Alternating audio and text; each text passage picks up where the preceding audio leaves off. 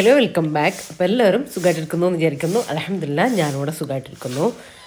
അപ്പോൾ ഇന്നത്തെ വീഡിയോ വരുന്നത് രാവിലെ തൊട്ടിട്ടുള്ള വൈകുന്നേരം വരെയുള്ള കുറച്ച് കാര്യങ്ങളൊക്കെയാണ് കേട്ടോ. റെസിപ്പി ഇൻക്ലൂഡാണ്, അതുപോലെ തന്നെ ക്ലീനിങ്ങും കുക്കിങ്ങും എല്ലാം ആയിട്ടുള്ള നല്ലൊരു വീഡിയോ ആണ് കേട്ടോ. കുറേ അധികം വിശേഷങ്ങളും കാര്യങ്ങളൊക്കെ ഉണ്ട്. അപ്പോൾ വീഡിയോ എല്ലാവരും മുഴുവനായിട്ട് കണ്ടുപോകുക. കണ്ടിഷ്ടമായാൽ ലൈക്ക് ചെയ്യാനും ഷെയർ ചെയ്യാനും സബ്സ്ക്രൈബ് ചെയ്യാനും ഒന്നും മറന്നുപോലെ. അതുപോലെ തന്നെ വീഡിയോ കണ്ടുകൊണ്ടിരിക്കുമ്പോൾ മറക്കാതെ ലൈക്ക് ബട്ടണിനോടൊന്ന് പ്രസ് ചെയ്തേക്കണേ. അപ്പോൾ ഇന്ന് സൺഡേ മോർണിംഗ് ആണ് കേട്ടോ. സൺഡേ അത്യാവശ്യം മടിയുള്ള ദിവസം തന്നെയാണ്. അപ്പോൾ ഇതാ എൻ്റെ കുളിയും കാര്യങ്ങളൊക്കെ കഴിഞ്ഞിട്ട് ഇപ്പോൾ ഇതാ ഞാൻ മുറ്റടിക്കാൻ വേണ്ടിയിട്ട് ഇറങ്ങിയതാണ് കേട്ടോ. എന്നാലാണ് സൺഡേത്തെ ദിവസം ഒന്ന് ഓണായി കിട്ടുള്ളൂ കേട്ടോ. കാര്യം സൺഡേയിൽ ബ്രേക്ക്ഫാസ്റ്റ് ഉണ്ടാക്കാനും കിച്ചണിലേക്ക് കയറാനൊക്കെ ഒരു മടിയാണ് കേട്ടോ. കുറച്ചൊരു വൈകി ചെയ്യുന്ന കാര്യങ്ങളാണ് സൺഡേത്തെ എല്ലാ കാര്യങ്ങളും. എന്നാൽ കുറേ കാര്യങ്ങൾ ചെയ്യാനുണ്ട് കേട്ടോ. അപ്പോൾ അങ്ങനെ മുറ്റടിച്ച് കഴിഞ്ഞാൽ പിന്നെ ഒന്ന് റെഡി ആയി കിട്ടും. ഒരു എന്താ പറയുക, പണിയെടുക്കാനുള്ളൊരു ഉഷാറൊക്കെ വന്നു കിട്ടും. അപ്പോൾ അതുകൊണ്ട് മുറ്റമൊക്കെ ഒന്ന് വേഗം അടിച്ചു. ഇപ്പോൾ മുറ്റം അടിക്കലൊരു പണി തന്നെയാണ് കേട്ടോ. കാര്യം മാവെല്ലാം പൂത്തിട്ട് അതിൻ്റെ ഇലയും പൂവും ഒക്കെ അങ്ങനെ തൊഴിഞ്ഞു കിടക്കും. നമ്മൾ അടിച്ചു വാരി തിരിയുമ്പോഴത്തേക്കും വീണ്ടും മുറ്റം അടിച്ചു വാരാത്ത പോലെ ഉണ്ടാവും കേട്ടോ. അപ്പോൾ അങ്ങനെ മുറ്റമൊക്കെ ഒന്ന് അടിച്ചു വാരിയിട്ടു. പിന്നെ ഏതാ നമ്മൾ ബോഗൺവില്ലയൊക്കെ വെയിലുകൊണ്ട് നന്നായിട്ട് പൂവിട്ടിട്ടുണ്ട് കേട്ടോ. അത് കണ്ടോ, ആ മാറ്റ് ഇന്നലെ കഴുകിയിട്ടതാണ് കേട്ടോ. അതിൻ്റെ ഇടയിൽ വന്നത് രാവിലെ എടുത്ത് പുറത്തിട്ടതാണ്. ഇതാ നല്ല ഫ്ലവർ ആയിട്ടുണ്ട് കേട്ടോ. ഇത് 2 ആഴ്ച കൂടുമ്പോൾ നമ്മൾ ആ ഒരു വളം ഉണ്ടാക്കി വെച്ചതില്ലേ, ചാണകവും കടലപ്പിണ്ണാക്കുമുള്ള ഞാൻ മുന്നേ കാണിച്ചിട്ടുണ്ട്. ഇനിയിപ്പോൾ അത് കാണാത്തവരുണ്ടെങ്കിൽ വീണ്ടും ചോദിക്കും. അപ്പോൾ നിങ്ങൾ പഴയ വീഡിയോസൊക്കെ കണ്ടു നോക്കുക കേട്ടോ. പ്ലാന്റ് കെയറിങ് അങ്ങനത്തെ കാര്യങ്ങളൊക്കെ നമ്മൾ ചെയ്തിട്ടുണ്ട്. ഫെർട്ടിലൈസറൊക്കെ ഒന്ന് ടൈപ്പ് ചെയ്ത് നോക്കിയാൽ നിങ്ങൾക്ക് കിട്ടും. അപ്പോൾ അത് കലക്കി വെച്ച വളം നമ്മൾ 2 ആഴ്ച കൂടുമ്പോൾ ഒഴിച്ചു കൊടുക്കും. അതായത് മാസത്തിൽ 2 പ്രാവശ്യം അങ്ങനെ ആ രീതിക്ക് ഒഴിച്ചു കൊടുക്കലുണ്ട്. അപ്പോൾ ഇതാ നല്ല ഫ്ലവറൊക്കെ ആയിട്ടുണ്ട് കേട്ടോ. പിന്നെ നല്ല വെയിലും ഉണ്ടല്ലോ, ബോഗൺവില്ല പൂടാൻ അത് മാത്രം മതി ശരിക്കും പറഞ്ഞാൽ. നല്ല രസമായിട്ട് ഇപ്പോൾ മുറ്റത്തേക്ക് നോക്കുമ്പോൾ മാവിൻ്റെ പൂക്കളും ബോഗൺവില്ലയും ഫ്ലവറും എല്ലാം ആയിട്ട് നല്ല അടിപൊളിയായിട്ടുണ്ട്. പിന്നെ പറയാതിരിക്കാൻ പറ്റില്ല, നല്ല തണുപ്പും. ഇതിനിടയ്ക്കൊന്ന് ചൂടൊക്കെ വന്നിട്ടുണ്ടായിരുന്നു. ഇത് വീണ്ടും ഇപ്പോൾ രാവിലെ അത്യാവശ്യം നല്ല തണുപ്പൊക്കെ ഉണ്ട്. അപ്പോൾ നമുക്കിനി ബ്രേക്ക്ഫാസ്റ്റും കാര്യങ്ങളൊക്കെ ആക്കാൻ വേണ്ടിയിട്ട് പോകണം. അപ്പോൾ എൻ്റെ കറിവേപ്പില ഞാൻ ഫ്രിഡ്ജിൽ പറിച്ചിട്ട് കൊണ്ടുപോയി വെക്കട്ടെ. അപ്പോൾ അത് തീർന്നു പോയിട്ടുണ്ട്. അപ്പോൾ കുറച്ച് പറിക്കട്ടെ. പിന്നെ അതാ ഇപ്പുറത്തെ കറിവേപ്പിലിൻ്റെ തൈയില്ലേ, ഈ ഒരു നടുക്ക് നിൽക്കുന്നത്, അത് ഞാൻ കട്ട് ചെയ്ത് കൊടുത്തതാണ് കേട്ടോ. അപ്പോൾ ഇനിയിപ്പോൾ ഇതും ഞാനിപ്പോൾ പറിക്കുന്നതോടെ കട്ട് ചെയ്ത് കൊടുക്കും. കാരണം ലീഫ് അത്ര ക്ലിയർ അല്ല. ഇപ്പോൾ ഒരു ഉണങ്ങിയ പോലെ ലീഫുള്ള. അപ്പോൾ മറ്റേത് തളിർത്ത് വരുന്നുണ്ടെങ്കിൽ ഇതും കട്ട് ചെയ്ത് കൊടുക്കാമെന്ന് വിചാരിച്ചു. ഇപ്പോൾ തളിര് വരുന്നുണ്ട് കേട്ടോ. അപ്പം മറ്റേതും കൂടെ ഒന്ന് കട്ട് ചെയ്ത് കൊടുക്കണം എന്ന് വിചാരിക്കുന്നുണ്ട്. പിന്നെ 2 ഒരുമിച്ച് കട്ട് ചെയ്ത് കൊടുത്താൽ പിന്നെ കറിവേപ്പില ഒട്ടും ഇല്ലാണ്ടായി പോകില്ലേ. അപ്പോൾ അങ്ങനെ മറ്റേത് ഏകദേശം കൊണ്ട് വന്നതിന് ശേഷം മറ്റേത് കട്ട് ചെയ്യാമെന്ന് വിചാരിച്ചിട്ടാണ് കേട്ടോ. അപ്പോൾ ഇനിയിപ്പോൾ ഇന്ന് ബ്രേക്ക്ഫാസ്റ്റ് ആയിട്ട് ഉണ്ടാക്കുന്നത് നമ്മളെ ചോളത്തിൻ്റെ ഉപ്മാവില്ലേ, അതാണ് കേട്ടോ. നമ്മുടെ കോണിൻ്റെ ഉപ്മാവ് കേട്ടോ, അതാണ്. അപ്പോൾ ഞാൻ കാണിച്ചു തരാം. യെല്ലോ കളറുള്ള. അപ്പോൾ അതിലേക്കുള്ള വെജിറ്റബിൾസൊക്കെ ഒന്ന് കട്ട് ചെയ്തിട്ട് എടുക്കട്ടെ. ഒന്നുമില്ല, സവാളയും പച്ചമുളകും ഇഞ്ചിയും കറിവേപ്പിലയും അങ്ങനത്തെ ഐറ്റംസൊക്കെ കേട്ടോ.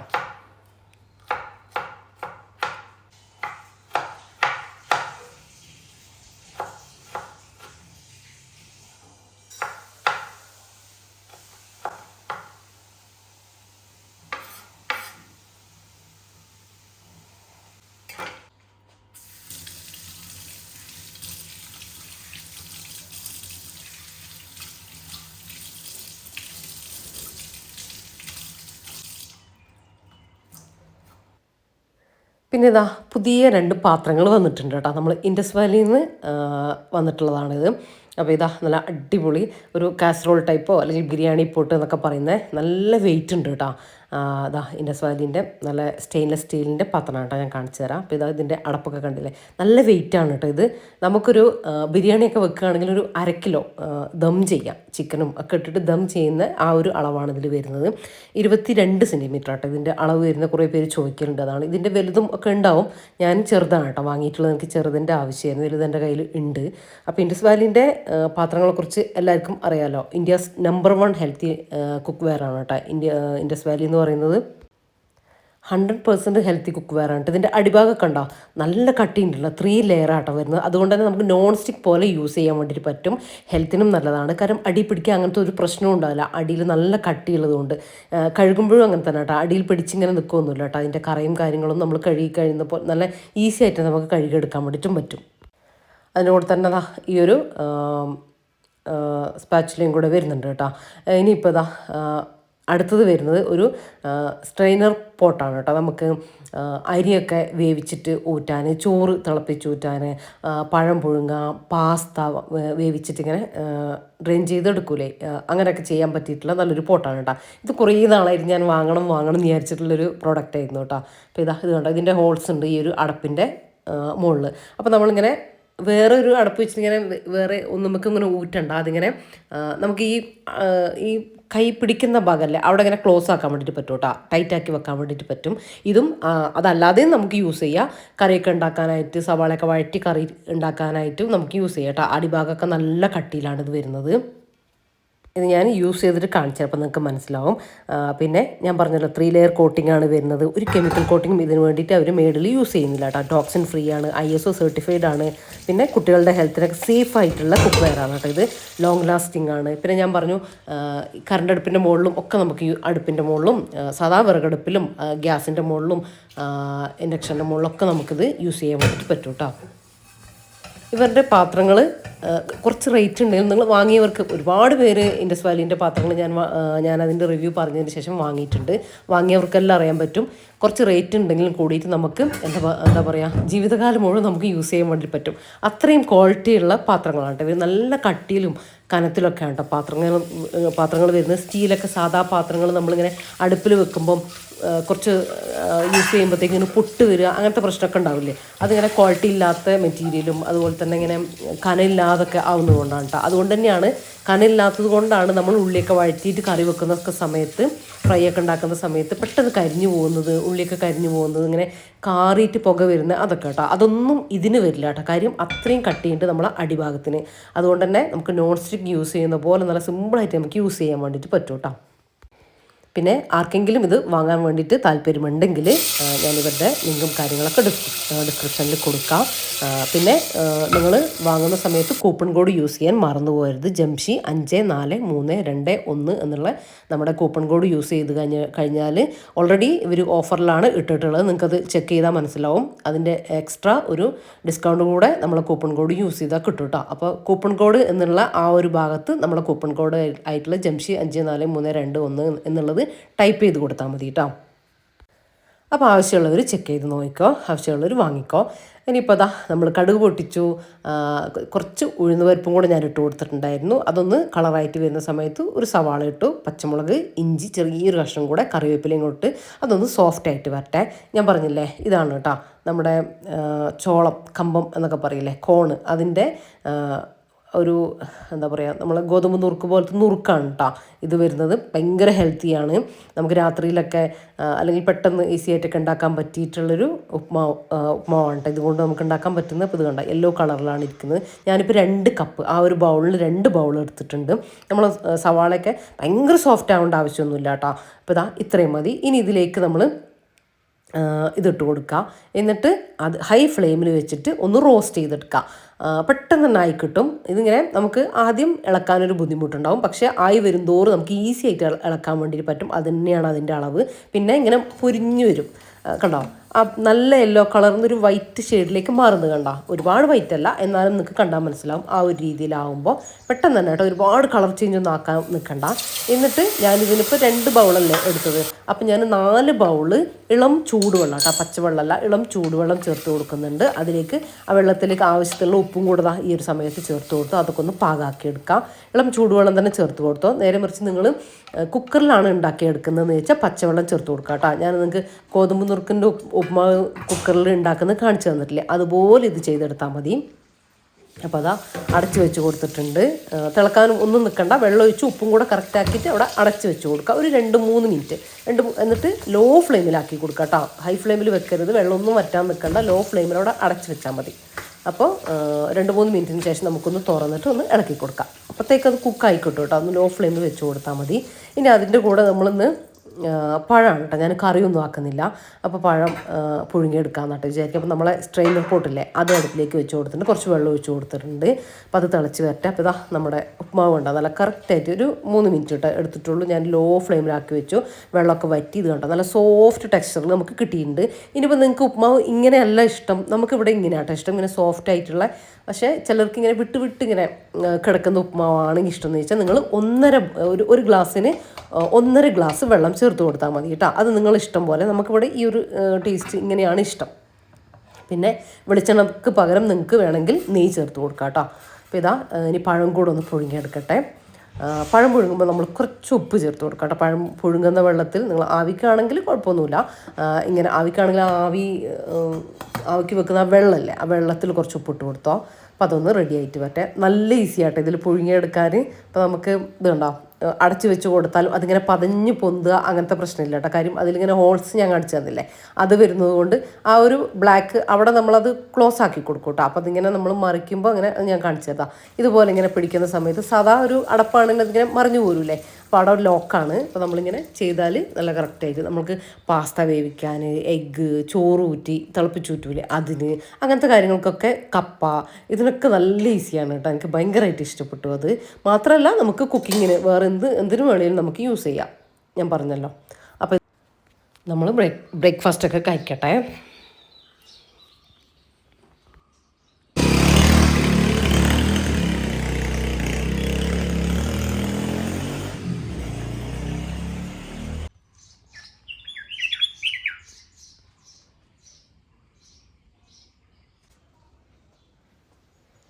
അതിന് ശേഷമല്ലേ ഞാൻ കുറച്ച് മാറ്റ് ഒന്ന് കുതിർത്ത് വെച്ചിട്ടുണ്ടായിരുന്നു കേട്ടോ.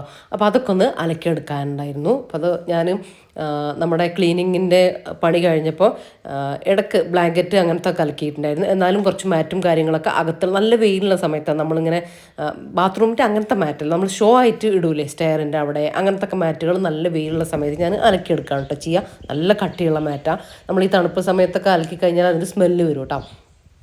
അപ്പോൾ അതൊക്കെ ഒന്ന് അലക്കി ഒന്ന് ആറിയിടുകയാണ് കേട്ടോ. ഇവിടെ നമുക്ക് വെയിൽ വളരെ കുറവാണ് കേട്ടോ. വെയിൽ ഉണക്കാനൊക്കെ ഭയങ്കര പാടാണ്. നമ്മൾ അരിയൊക്കെ ഉണക്കാനൊക്കെ നല്ല പാടാണ് കേട്ടോ.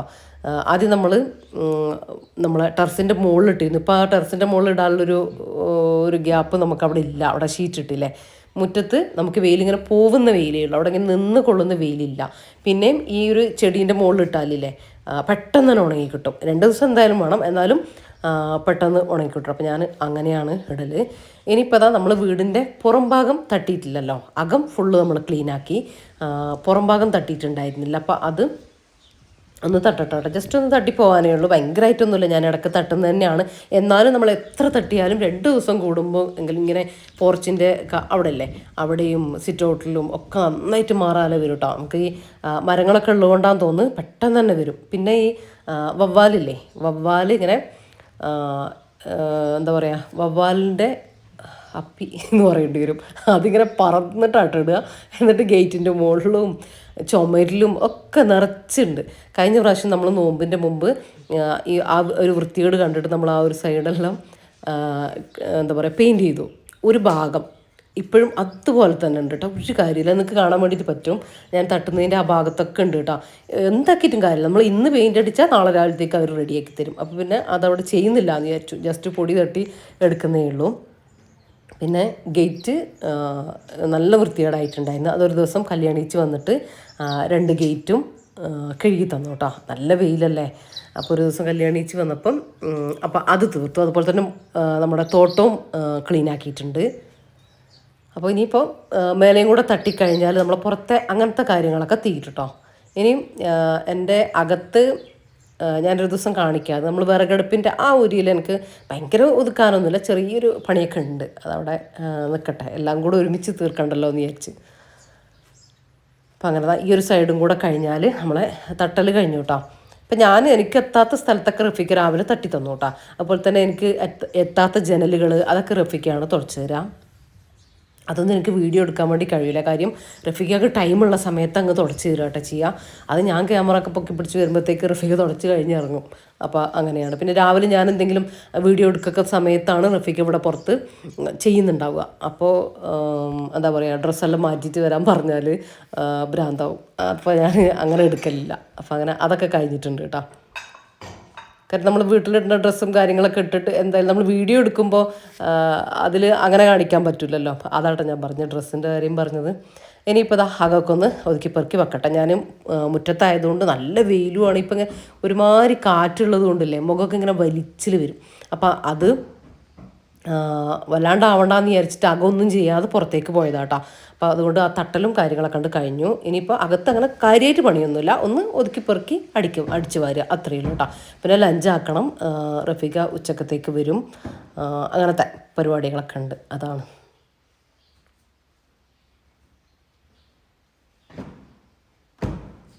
സൺഡേ സാധാരണ ഉള്ളതാണ് കേട്ടോ. എന്തായാലും ചെറിയൊരു മടി കയറി വരും. പിന്നെ രണ്ടാമത്തെ കാര്യം എന്താണെന്ന് വെച്ചാൽ സൺഡേ എവിടെയെങ്കിലുമൊക്കെ പോവാനോ, കല്യാണത്തിന് പോവുക, അല്ലെങ്കിൽ എവിടെയെങ്കിലുമൊക്കെ പോവുക, അങ്ങനത്തെ ഒരു മൂഡായിരിക്കും കേട്ടോ രാവിലെ.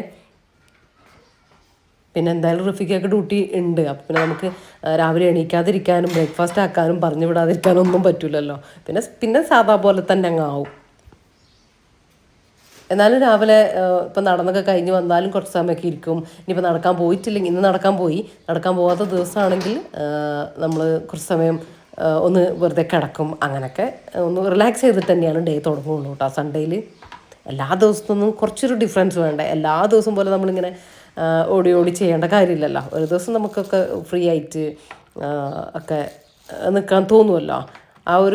ഞാനങ്ങനെയാണ് കേട്ടോ. ഒരു ദിവസം നന്നായിട്ട് അങ്ങ് ഉറങ്ങും, പകലാണെങ്കിലോ അല്ലെങ്കിൽ രാവിലെ ആണെങ്കിലോ. അങ്ങനെ നമ്മൾ നമസ്കാരമൊക്കെ കഴിഞ്ഞിട്ട് എന്നാലാണ് നമുക്ക് ആ ആഴ്ചയിൽ ഫുള്ളുള്ള എനർജി കിട്ടുക കേട്ടോ. അതുപോലെ തന്നെ എനിക്ക് വേറെയുള്ളൊരു കാര്യമാണ് ഈ എത്ര എന്താ പറയുക, നമ്മൾ ആഴ്ചയിൽ ഏതൊക്കെ ദിവസങ്ങളിലും ചിലപ്പം പുറത്ത് പോകുന്നുണ്ടോ, പക്ഷെ സൺഡേ എനിക്ക് പുറത്ത് പോകണം കേട്ടോ. ഒരു കല്യാണത്തിനോ അല്ലെങ്കിൽ വെറുതെ എങ്കിലും ഒന്ന് പുറത്ത് പോകണം, അല്ലെങ്കിൽ വീട്ടിലേക്ക്, അല്ലെങ്കിൽ അടുത്തിൻ്റെ വീട്ടിലേക്ക്, അങ്ങനെയോ അല്ലെങ്കിൽ ആരെങ്കിലും ഇങ്ങോട്ടേക്ക് വന്നാലും മതി. അങ്ങനെ എന്തെങ്കിലുമൊക്കെ ഒരു ചേഞ്ച് വേണം. റഫീഖ ഞാനുമായിട്ടൊന്ന് പുറത്ത് പോകുക, ഒരു ഷോപ്പിങ്ങിനോ എന്തെങ്കിലും ഉണ്ടാവും സാധനം വാങ്ങിക്കാനൊക്കെ ആയിട്ട്. അതൊന്നും ഇല്ലെങ്കിലില്ലേ ഒരു ദേഷ്യം വരാണ്ട് കേട്ടോ. കാരണം എനിക്ക് ആ ഒരു പിറ്റത്തെ ആഴ്ചയിലേക്ക് വേണ്ടിയിട്ടുള്ളൊരു എനർജിയാണ് ശരിക്കും അത് അന്ന് അങ്ങനെ ഒന്ന് ഹാപ്പി ആയി കഴിഞ്ഞാലില്ലേ ആ ഒരാഴ്ച ഫുള്ളൊരു ഹാപ്പിനെസ് നിലനിൽക്കുന്ന പോലെ എനിക്ക് ഫീൽ ചെയ്യലുണ്ട് കേട്ടോ. നിങ്ങൾക്കും അങ്ങനെ തന്നെയാണെന്ന് പറയണേ. അതുകൊണ്ട് സൺഡേ എനിക്കൊന്നുമില്ലാതെ ഇങ്ങനെ വീട്ടിലിരിക്കാൻ അങ്ങനെ ഇഷ്ടമല്ല. കുക്കിങ്ങും എല്ലാം കഴിഞ്ഞിട്ട് വൈകുന്നേരമെങ്കിലും ഒന്ന് പുറത്ത് പോവുക, അങ്ങനെ എന്തെങ്കിലുമൊക്കെ ഒന്ന് വേണം. ഇനിയിപ്പം ലഞ്ചാക്കട്ടെ കേട്ടോ. സംസാരത്തിൻ്റെ ഇടയിൽ കുറേ കാര്യങ്ങൾ നടന്നുപോയി. അപ്പോൾ ഇതാ കുറച്ച് മഷ്റൂം ഇന്നലെ നമ്മൾ നെസ്റ്റോപ്പ് പോയപ്പോൾ വാങ്ങിച്ചിട്ടുണ്ടായിരുന്നു. അപ്പോൾ അതൊക്കെ ഒന്ന് ക്ലീൻ ആക്കി എടുക്കട്ടെ. ഈ ഒരു മഷ്റൂമാണ് കേട്ടോ, ഇങ്ങനെ ഈ ബട്ടൺ എന്നൊക്കെ പറയില്ലേ ആ ഒരു ടൈപ്പുള്ളത്. അപ്പോൾ അതിതാ ഈ ഒരു രീതിയിലാട്ടോ നമ്മൾ ക്ലീൻ ചെയ്യാം. അതിൻ്റെ ഒരു ചെറിയൊരു സ്കിൻ ഉണ്ടാവില്ലേ, അതിങ്ങനെ താഴെ നിന്ന് അതിൻ്റെ ആ കുട പോലത്തെ ഉൾഭാഗമല്ലേ, ആ ഉൾഭാഗത്ത് നിന്ന് ഇങ്ങനെ പീൽ ചെയ്ത് എടുത്താൽ മതി. അപ്പോൾ പെട്ടെന്ന് തന്നെ ക്ലീൻ ആയിട്ട് കിട്ടും കേട്ടോ. ഇനിയിപ്പോൾ ഞാനിന്ന് ഉണ്ടാക്കുന്നത് മഷ്റൂം ബിരിയാണിയാണ് കേട്ടോ. മഷ്റൂം റൈസ് നല്ല അടിപൊളി ടേസ്റ്റുള്ള റൈസാണേ. ഇതിൻ്റെ കൂടെ നിങ്ങൾക്ക് വേറെ ഒന്നും വേണ്ട, ശരിക്കും വെജാണ്. പക്ഷേ ഇതിൻ്റെ കൂടെ ഒരു ചിക്കൻ ഫ്രൈയോ അങ്ങനത്തെ ഒന്നിൻ്റെ ആവശ്യമില്ല. നല്ല ടേസ്റ്റി ആയിട്ട് തന്നെ ഉണ്ടാക്കാൻ പറ്റും കേട്ടോ. കണ്ടു നോക്ക്. പിന്നെ ഇപ്പോൾ ഞാൻ മഷ്റൂമൊക്കെ ഒന്ന് കഴുകിയെടുക്കട്ടെ.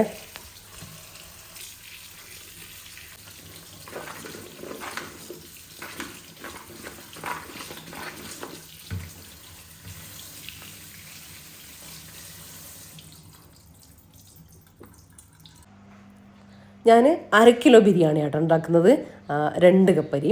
അപ്പോൾ ഇതാ ഒരു കുക്കർ എടുത്തിട്ടുണ്ട്. അതിൽ നമുക്ക് മസാലയ്ക്കുള്ള കാര്യങ്ങളൊക്കെ ഒന്ന് വേവിക്കാം. ഒരു തക്കാളി എടുത്തിട്ടുണ്ട്, ഒരു മീഡിയം സൈസ് തക്കാളി, 2 വലിയ സവാള എടുത്തിട്ടുണ്ട് ചെറുതായിട്ട് കട്ട് ചെയ്തത്, പിന്നെ ഒരു 1/4 ഇഞ്ച് നീളത്തിലുള്ള ഒരു കഷ്ണം ഇഞ്ചി, ഒരു 4 പച്ചമുളക്. ഇതെല്ലാം കറക്റ്റാണ് കേട്ടോ, അങ്ങോട്ടും ഇങ്ങോട്ടും വ്യത്യാസം ഉണ്ടാവില്ല. ഭയങ്കര എരിവുള്ള പച്ചമുളകാണെങ്കിൽ ഒന്നങ്ങ് കുറച്ചോ. 4 പച്ചമുളക്, ഒരു 5 അല്ലി വെളുത്തുള്ളി, ഒരു 8 അല്ലി വെളുത്തുള്ളി, അതും കൂടെ ക്രഷ് ചെയ്തതും, ഒരു 2 ടീസ്പൂൺ വെളിച്ചെണ്ണയും കൂടെ ഒഴിച്ച് കൊടുത്തിട്ടുണ്ട്. ഇത് നമുക്ക് മസാലയിൽ കുറക്കാട്ടോ ഈ വെളിച്ചെണ്ണ. പിന്നെ ഒരു 1/2 ഗ്ലാസ് വെള്ളം, പച്ചവെള്ളം കൂടെ ഒഴിച്ച് കൊടുക്കട്ടെ. ഉപ്പൊന്നും ഈ സമയത്ത് ഇട്ട് കൊടുക്കുന്നില്ല. ഇനി ഒന്നും ചെയ്യേണ്ട, മിക്സ് ആക്കൊന്നും വേണ്ട. ഇനി അടച്ച് വെച്ചിട്ട് ഹൈ ഫ്ലെയിമിൽ ഒരു വിസിൽ വന്നതിന് ശേഷം ലോ ഫ്ലെയിമിൽ 5 മിനിറ്റ് നമുക്ക് വെക്കാം. അപ്പോഴത്തേക്കും നമ്മളെ സവാളയൊക്കെ നല്ല സോഫ്റ്റ് ആയിട്ട് കിട്ടും കേട്ടോ.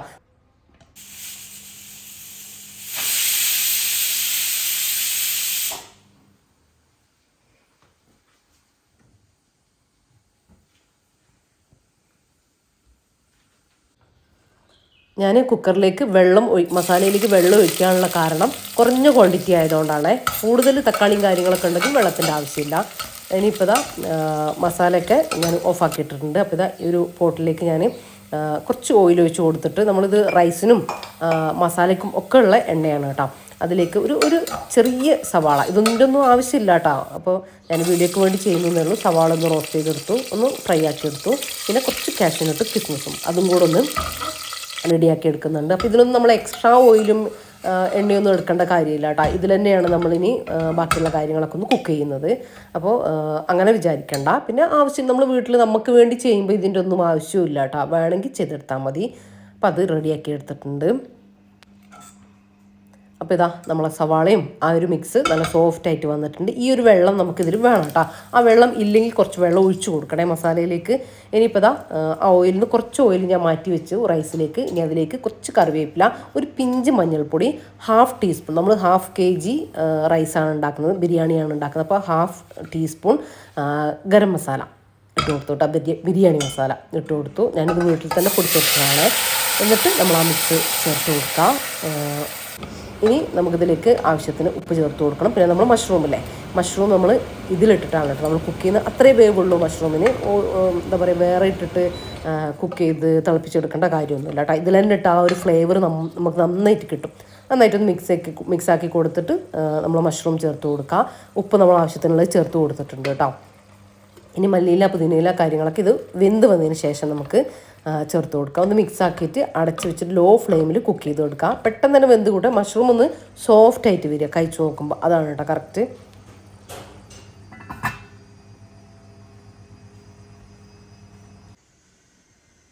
അപ്പോൾ ആ ഒരു സമയത്ത് ഞാൻ കുറച്ച് സാലഡ് ഒക്കെ ഒന്ന് ആക്കിയെടുക്കട്ടെ കേട്ടോ. ഇതിപ്പോൾ തണുപ്പായതുകൊണ്ട് ആരും കഴിക്കൂല കേട്ടോ. ഞാൻ ഇങ്ങനെ കഴിച്ചു പോകും, വേറെ ഇവരാരും കഴിക്കൂല. അപ്പോൾ ഇങ്ങനെ കട്ട് ചെയ്തിട്ടും ഒക്കെ സാലഡ് പോലെയൊക്കെ ആക്കി റെഡിയാക്കി വെച്ച് കഴിഞ്ഞാൽ, പ്ലേറ്റ് ചെയ്ത് കഴിഞ്ഞാൽ കഴിച്ചോളും. അപ്പോൾ അതിൻ്റെ ഇടയിൽ ഞാൻ അങ്ങനത്തെ കാര്യങ്ങളൊക്കെ ഒന്ന് ചെയ്യട്ടെ.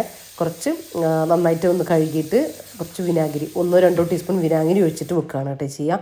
അപ്പോൾ അതിലെന്തെങ്കിലും അഴുക്കും അതുപോലെ തന്നെ കെമിക്കലും കാര്യങ്ങളൊക്കെ ഉണ്ടെങ്കിൽ അങ്ങനെ പോയിക്കോളും. അപ്പോൾ അതവിടെ ഇരിക്കട്ടെ. ഇനിയിപ്പോൾ ഇതാ നമ്മളെ മസാലയില്ലേ അത് കുക്കായിട്ട് വന്നു. നമ്മളെ മഷ്റൂം കുക്കായിട്ട് വന്നതിന് ശേഷം ഞാൻ ഒരു ഹാഫ് ടീസ്പൂൺ പഞ്ചസാരയും ഒരു 1-2 ടീസ്പൂൺ വിനാഗിരി ചേർത്ത് കൊടുക്കുക കേട്ടോ. എന്നിട്ട് ആ ഉപ്പും മധുരവും എല്ലാം ഒന്ന് ബാലൻസ് ആക്കി എടുക്കുക. ഒന്നും എന്താ പറയുക, മുന്നോട്ട് മുന്തി നിൽക്കരുത്. അങ്ങനെ കറക്റ്റാക്കി എടുക്കുക. പിന്നെ മല്ലിയിലും പുതിനയിലും കട്ട് ചെയ്ത് വെച്ചും കൂടെ ചേർത്ത് കൊടുത്തു. ഈ ഒരു ഗ്രേവി ടൈപ്പ് ആയിരിക്കണം കേട്ടോ. നമ്മളെ മസാല ഒരിക്കലും ഡ്രൈ ആക്കി എടുക്കരുത്. അപ്പോൾ നമ്മളെ ബിരിയാണിയെ ഡ്രൈ ആയി പോവേ. കണ്ടോ, ഇങ്ങനെ ഉണ്ടാവണേ. ഇനി ഞാൻ ഗീ റൈസും കൂടെ ഉണ്ടാക്കി എടുക്കുന്നുണ്ട്. അപ്പോൾ പെർഫെക്റ്റ് ഗീ റൈസ് ഉണ്ടാക്കുന്നത് നമ്മൾ കാണിച്ചിട്ടുണ്ട് കേട്ടോ. അപ്പോൾ അത് ഞാനിതിൽ കാണിച്ചിട്ടില്ല. ഇനി റൈസ് മൊത്തം അതിൻ്റെ മുകളിലേക്ക് 1/2 കിലോ ആണ് ഞാൻ ചെയ്തെടുത്തത് ഇട്ട് കൊടുത്തു.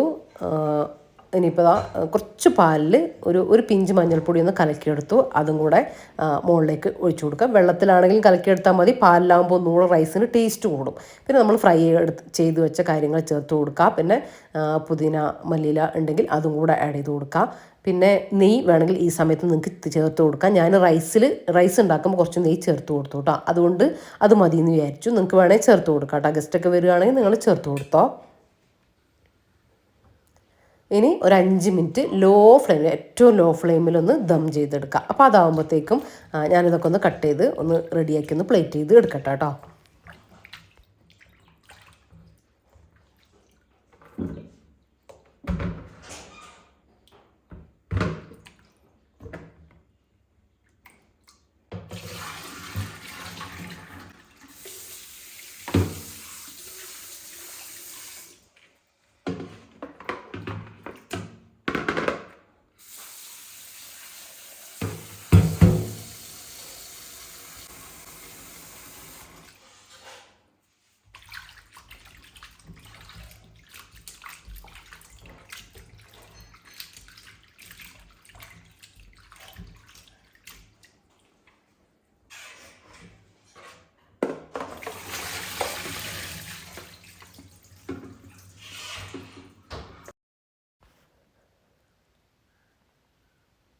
സൺഡേയിൽ കല്യാണം അങ്ങനത്തെ കാര്യമൊന്നും ഇല്ലെങ്കിൽ വീട്ടിൽ എന്തായാലും എന്തെങ്കിലും ഒരു സ്പെഷ്യൽ ഉണ്ടാക്കും കേട്ടോ. നമ്മൾ വീട്ടിലെല്ലാവരും വീട്ടിലുണ്ടെങ്കിൽ എന്തെങ്കിലും നെയ്ച്ചോറോ ബിരിയാണി അങ്ങനെ എന്തെങ്കിലും. പിന്നെ നമ്മൾ ബിരിയാണിയൊക്കെ ഇടയ്ക്ക് ഉണ്ടാക്കുന്നുണ്ട്, നെയ്ച്ചോറൊക്കെ ഇടയ്ക്ക് ഉണ്ടാക്കുന്നതെന്ന് വെച്ചാൽ അങ്ങനത്തെ പ്രശ്നമൊന്നുമില്ല കേട്ടോ. നമ്മൾ കഴിക്കുന്നതിൻ്റെ അളവാണ്. അതിപ്പോൾ സാധാ ചോറാണെങ്കിലും എന്താണെങ്കിലും നമ്മൾ കഴിക്കുന്നതിൻ്റെ അളവൊന്ന് കൺട്രോൾ ചെയ്താൽ മതി കേട്ടോ. കുറഞ്ഞ അളവിൽ കഴിക്കുകയാണെങ്കിൽ നമുക്ക് ഏത് ഡിഷും എപ്പോഴും കഴിക്കാം. നമ്മൾ ഒരുപാട് കൺട്രോളില്ലാതെ കഴിക്കുന്നതുകൊണ്ടാണ് കേട്ടോ. വൈകി കഴിക്കുന്നതുകൊണ്ടും ഒരുപാട് കൺട്രോളില്ലാണ്ട് കഴിക്കുക, വിശക്കാതെ കഴിക്കുക, അങ്ങനെയൊക്കെ ആകുമ്പോഴാണ് നമ്മൾ ഓവർ വെയിറ്റ് വരിക, അസുഖങ്ങളും കാര്യങ്ങളിലേക്കും ഒക്കെ പോകാം കേട്ടോ. അപ്പോൾ അങ്ങനത്തെ കാര്യങ്ങളൊക്കെ ശ്രദ്ധിച്ചാൽ മതി. നമ്മൾ ഫ്രൂട്ട്സും വെജിറ്റബിൾസും എല്ലാം അതിൻ്റെ കൂടെ ആഡ് ചെയ്തിട്ട് റൈസും ഒരളവിൽ കഴിക്കുക. അല്ലാണ്ട് നമുക്ക് വിശപ്പ് മാറുന്നവരെ റൈസ് തന്നെ നമ്മൾ കഴിക്കരുത് കേട്ടോ. അതിൻ്റെ കൂടെ എല്ലാം ആഡ് ചെയ്തിട്ട് കഴിക്കുക.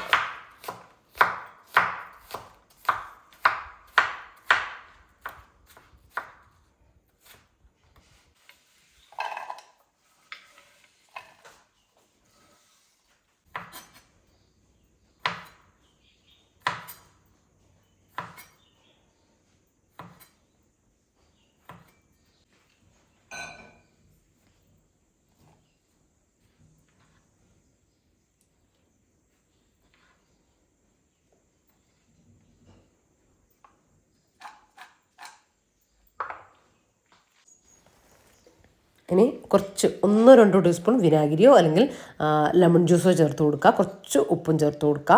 കുറച്ച് പെപ്പറും കൂടെ ചേർത്ത് കൊടുക്കുക. അപ്പോൾ നല്ല ടേസ്റ്റ് അല്ലേ. പ്ലെയിൻ കഴിക്കുന്നതിനേക്കാളും നമുക്ക് ഇഷ്ടമാട്ടോ ഇങ്ങനെ കഴിക്കാൻ. ഇപ്പോൾ തണുപ്പായതുകൊണ്ട് അധികം ആരും ഫ്രൂട്ട്സ് ഒന്നും കഴിക്കൂല. അപ്പോൾ ഇങ്ങനെയൊക്കെ ചെയ്താൽ അങ്ങ് കഴിച്ചോളൂ കേട്ടോ. പ്രത്യേകിച്ച് ബിരിയാണീൻ്റെ കൂടെ ഒക്കെ ആകുമ്പോൾ കഴിച്ചു പോവും.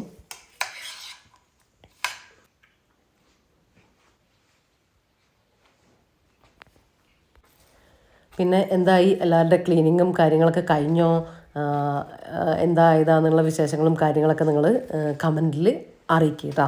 കുറേ പേരൊക്കെ ചെയ്യുന്നുണ്ട് പറഞ്ഞു, പകുതിയായി പറഞ്ഞു, ചിലരൊക്കെ കംപ്ലീറ്റ് ആയിട്ടുണ്ട് എന്ന് പറയുന്നുണ്ട്. അപ്പോൾ നമ്മൾ നേരത്തെയും നോക്കിയത് കൊണ്ടാട്ടോ നേരത്തെ നമുക്ക് കഴിഞ്ഞത്. ഇനി മസാലപ്പൊടികൾ അങ്ങനത്തെ ഒരുക്കങ്ങളും കാര്യങ്ങളൊക്കെ ഉണ്ട്. അപ്പോൾ അത് ഇൻഷാല്ലാ റെസിപ്പികളും അങ്ങനെയൊക്കെ ആയിട്ട് വരും വീഡിയോയിലൊക്കെ കാണാം കേട്ടോ. എന്തായാലും നിങ്ങൾ ചോദിച്ചിട്ടുള്ള റെസിപ്പിയും കാര്യങ്ങളൊക്കെ വരുന്നതാണ്. പിന്നെ എന്തെങ്കിലും സ്പെഷ്യൽ വീഡിയോ കാര്യങ്ങളോ നിങ്ങൾക്ക് ആഗ്രഹമുള്ള വീഡിയോകൾ ഉണ്ടെങ്കിൽ നിങ്ങൾ കമൻറ്റിലൂടെ പറയും കേട്ടോ.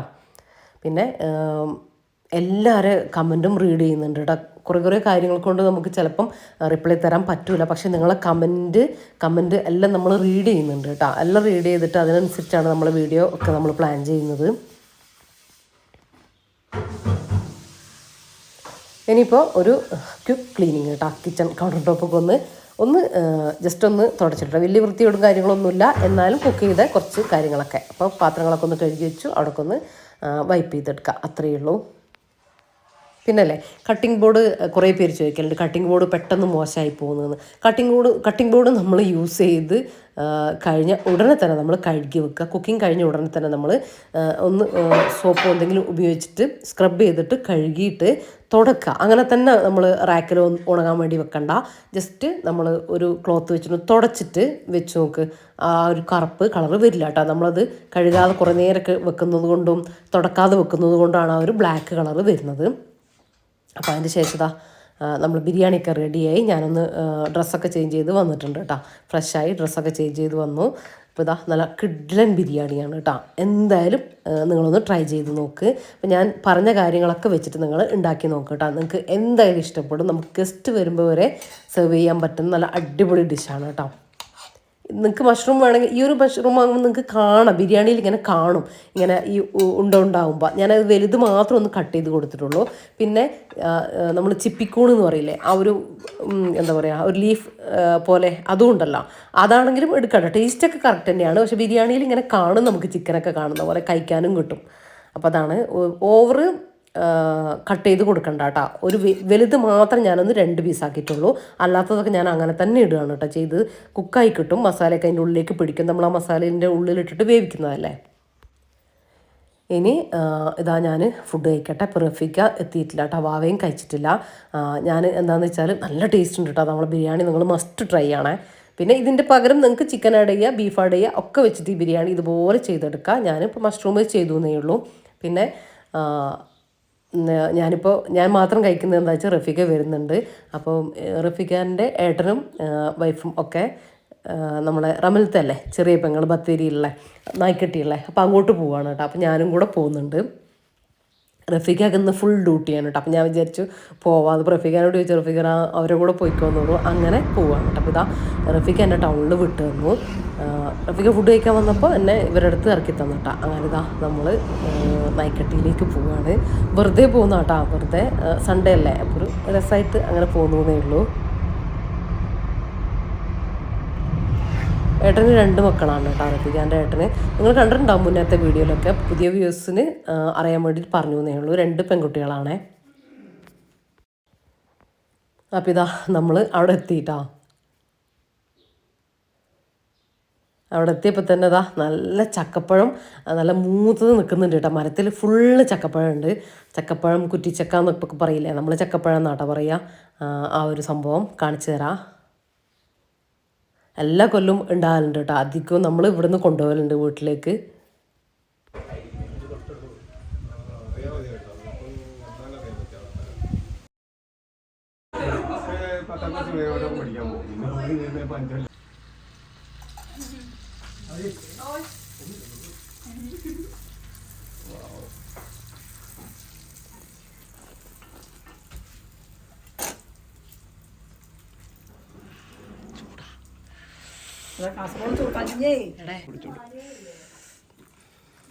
ഇതും ചൂട്. ഓക്കെ.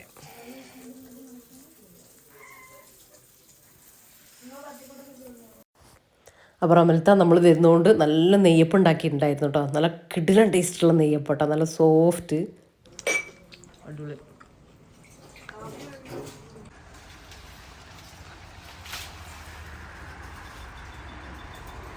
ഈ പറ കാണില്ല.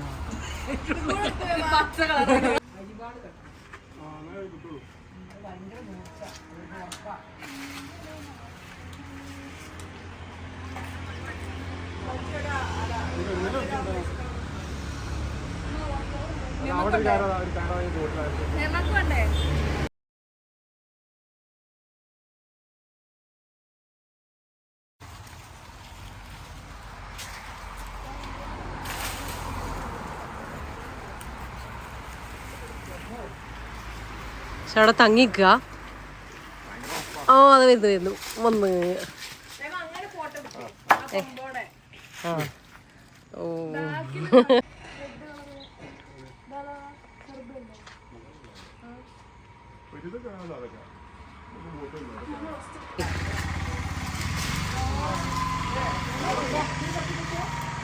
ആ അത് പൊട്ടി. ആ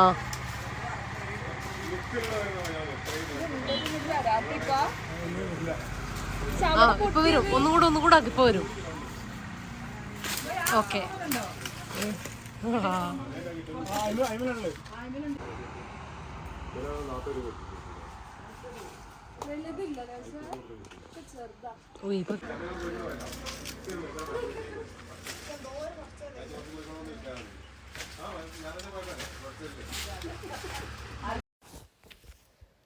അപ്പോൾ ഇത്രയൊക്കെയാണ് കേട്ടോ ഇന്നത്തെ നമ്മുടെ വീഡിയോയിലെ വിശേഷങ്ങളും കാര്യങ്ങളൊക്കെ. അപ്പോൾ ഇന്നത്തെ വീഡിയോ നിങ്ങൾക്ക് ഇഷ്ടമായിട്ടുണ്ടെങ്കിൽ ലൈക്ക് ചെയ്യുക, ഷെയർ ചെയ്യുക, സബ്സ്ക്രൈബ് ചെയ്യുക. പ്രീവിയസ് വീഡിയോസൊക്കെ കണ്ടു നോക്കുക കാണാത്തവരുണ്ടെങ്കിൽ. ആ വീഡിയോനെ കുറിച്ചുള്ള നിങ്ങളുടെ അഭിപ്രായം അതെന്തുതന്നെയാണെങ്കിലും കമൻറ്റായിട്ട് അറിയിക്കാൻ മറന്നു പോകരുത് കേട്ടോ. അപ്പോൾ ഇൻഷാ അല്ലാഹ് മറ്റൊരു അടിപൊളി വീഡിയോ ആയിട്ട് നമുക്ക് വീണ്ടും കാണാം. അപ്പോൾ എല്ലാവരോടും താങ്ക്സ് ഫോർ വാച്ചിങ്.